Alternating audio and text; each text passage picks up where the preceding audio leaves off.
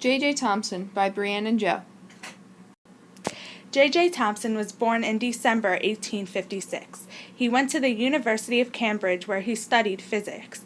He also won a Nobel Prize for his accomplishments. He was one of the first to create the models for an atom. He died on August 30th, 1940.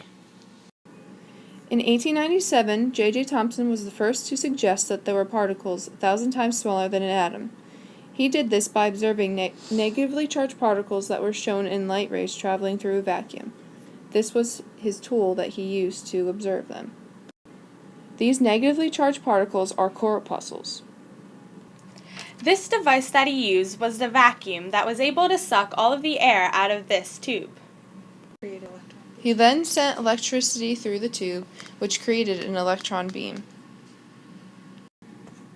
He found that when holding a positive charge against the tube, the stream of negative particles were attracted.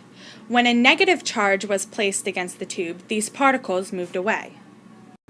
Because of his observations, he concluded that these particles, along with atoms, must have some sort of negative charge. Thomson realized that matter is composed of positive and negative charges. However, he realized that matter was neutral because you cannot see any of the particles flying through the air. In 1904, Thomson created his plum pudding model. He explained that electrons, or what he called corpuscles, were embedded in a positively charged cloud.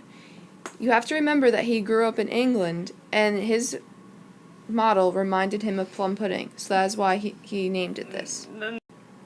This is Thomson's plum pudding model. As you can see, this right here is the positively charged cloud, and these are the electrons that are embedded in this cloud. Although this seemed correct at the time, further studies of the atom later disproved this model.